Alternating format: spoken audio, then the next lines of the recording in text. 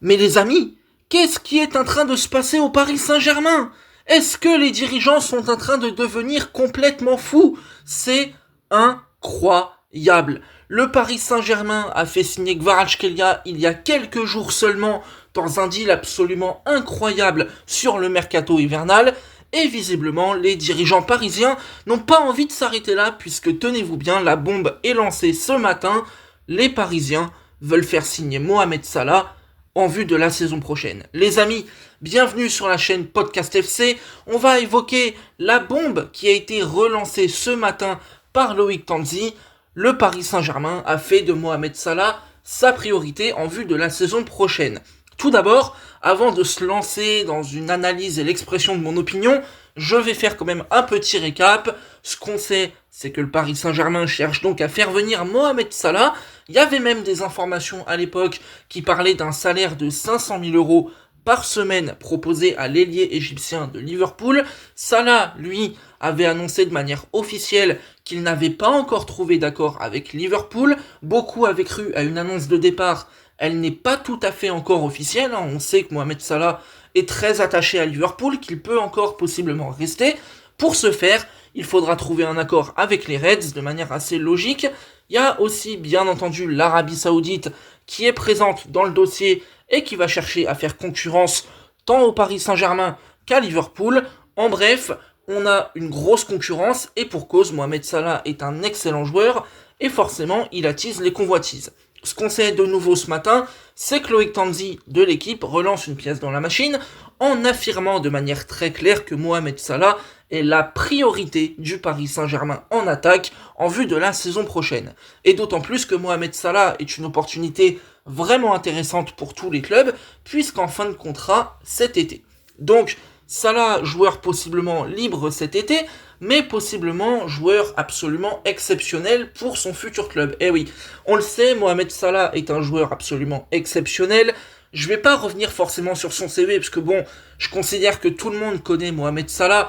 On peut l'affirmer de manière très très claire. Buteur incroyable, passeur incroyable, légende absolue évidemment de Liverpool, de Premier League, légende en Égypte, un joueur qui a prouvé en Ligue des Champions aussi, qui a gagné la Ligue des Champions. Bref, un joueur absolument formidable, un CV absolument titanesque, un palmarès qui ferait rougir pas mal de monde. Et clairement, je vais être honnête avec vous, je considère Salah comme étant encore aujourd'hui dans le top 5, allez, on va dire, en étant un peu large, des meilleurs joueurs du monde.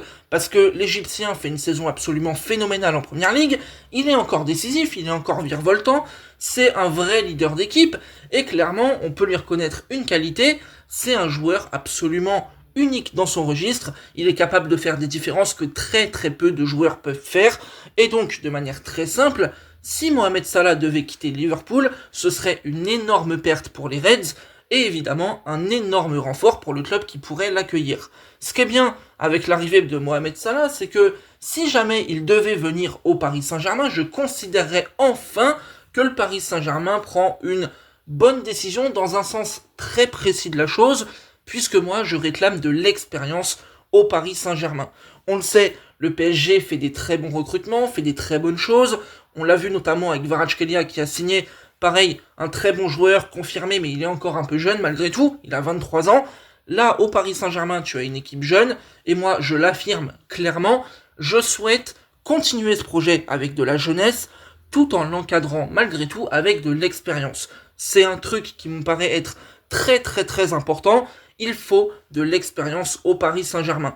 Il y a des joueurs évidemment qui en ont, je pense à Marquinhos, Donnarumma, même Zaïre Emery, mine de rien, 18 ans, mais il a joué contre Lens son 100e match avec le club de la capitale, donc bien sûr tu as des joueurs d'expérience au Paris Saint-Germain, mais je considérerais toujours l'arrivée d'un gros CV, évidemment motivé, mais ça on reviendra dessus plus tard, comme étant une vraie plus-value sportive, bien évidemment en fonction du contexte et en fonction de la qualité du joueur, mais aussi en fonction de l'accompagnement sur et en dehors des terrains. Et ça, de manière très très simple, je pense que je peux l'affirmer sans trop de problèmes, Mohamed Salah, aujourd'hui, si tu le ramènes au Paris Saint-Germain, tu aurais un joueur absolument phénoménal, absolument fabuleux, un vrai diamant, une vraie pépite, un vrai bonbon, que dis-je, j'ai plus de descriptif pour le qualifier, tellement j'adore ce joueur, mais on aurait surtout un apport direct sur et en dehors des terrains.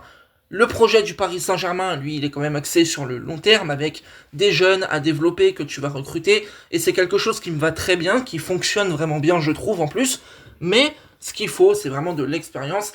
Et avec Mohamed Salah, qui aujourd'hui a 32 ans, tu pourrais clairement avoir quelqu'un vraiment d'habilité à ça. Et en plus, je pense qu'il aurait une parole vraiment écoutée dans le vestiaire. En plus, l'avantage avec Mohamed Salah, c'est qu'on lui reconnaît quand même un grand professionnalisme. On est sur un champion, on est sur quelqu'un qui a gagné beaucoup de choses.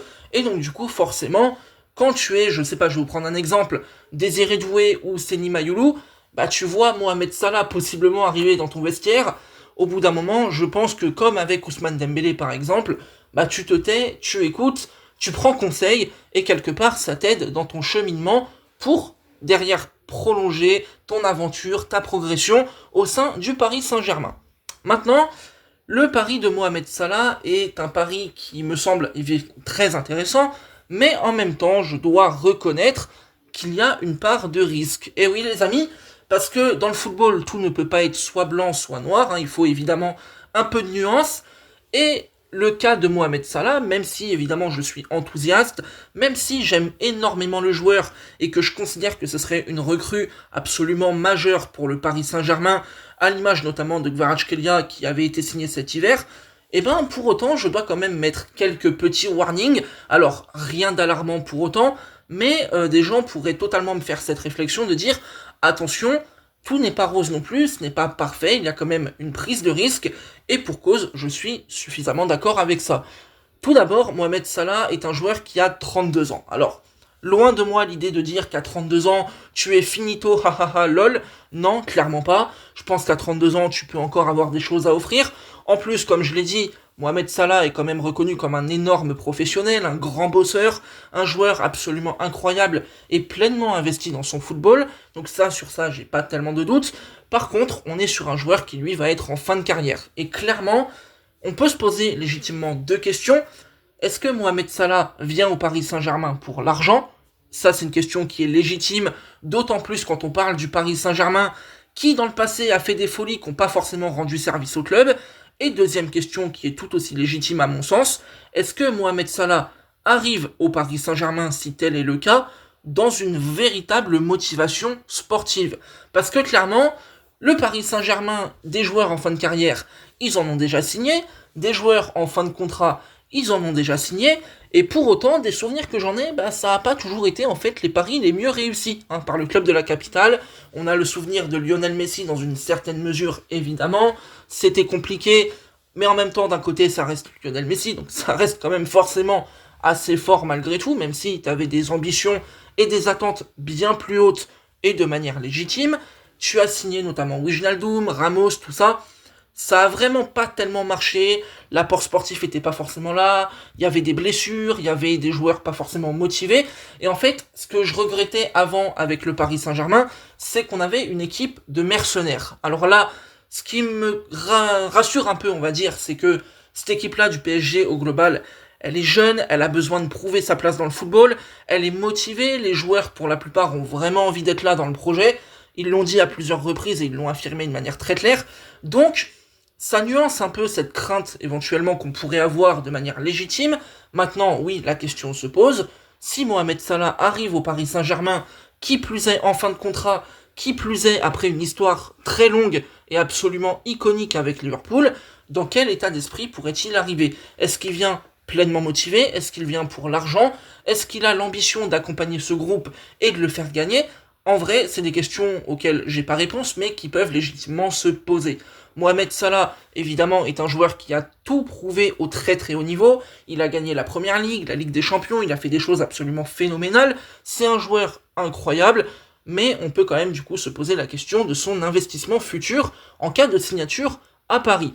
Après, évidemment, il y a la question salariale, parce que si Mohamed Salah vient au PSG, il est quand même très probable qu'il ait un salaire absolument XXL.